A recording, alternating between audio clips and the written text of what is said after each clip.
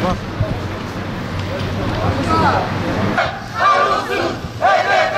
Kahrolsun HDP! Kahrolsun HDP! Türk kardeşlik! HDP kardeşlik! Adilin, gitlerin, yıldıramaz bizleri!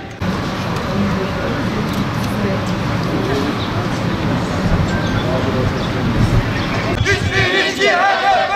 Kahrolsun HDP! Hiçbirisi HDP! Kahrolsun HDP! Hiçbirisi HDP!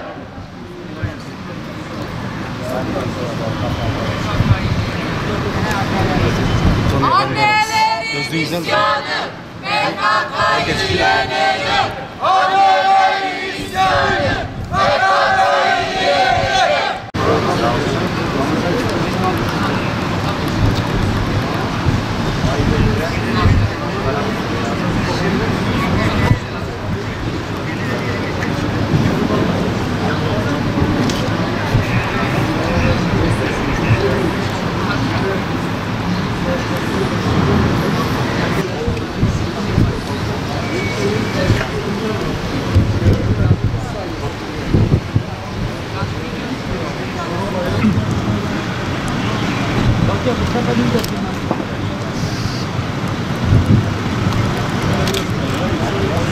Foto muhabiri.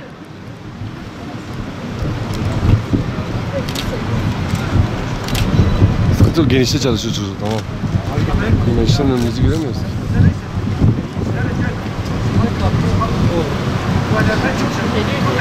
Yardım da ne gibi? Herkes burada geniş çalışıyor, gelince dibe giriyor. Buradan çeksen mi? Oradan ses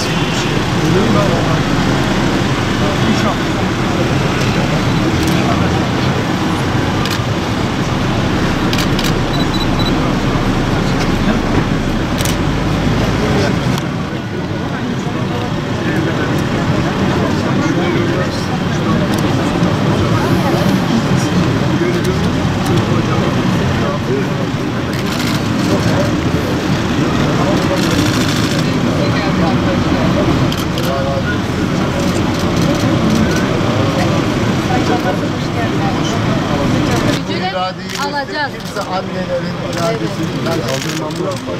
Adreste Ondan korkup kaçtılar ev adresine. doğru adreste diyorsunuz.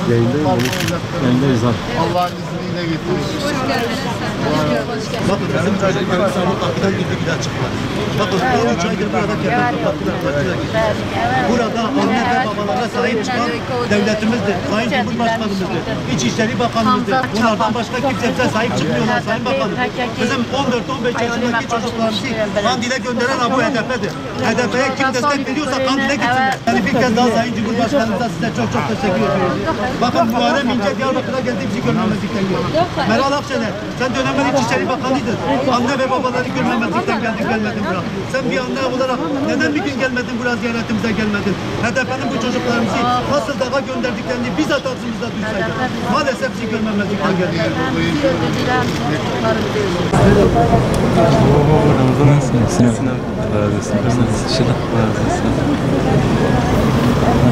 Zevzevine niye geldin?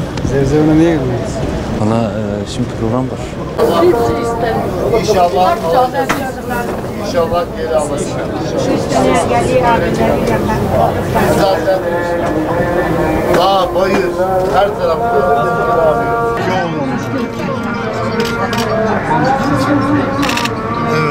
Sayın Bakanım tekrar hoş geldiniz. Çadırımıza Allah sizden biliyorsun. Sayın Bakanım HDP milletvekili diyor ya biz sırtımızı PKK'ya, PYD'ye asıyoruz. Peki sırtını PKK'ya, PYD'ye asanlar niye kendi çocuklarını daha göndermiyor? Doğru. Orada bir mücadele var onların kendi çocuklarını o mücadeleye göndersin. Niye bizim fakiri babaların çocukları ölüme gönderiyor?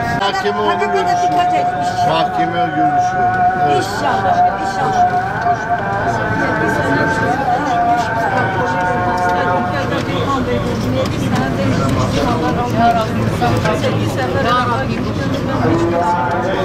Değerli arkadaşlar, bugün Diyarbakır ziyaretimiz kapsamında 11 gündür evlat nöbeti tutan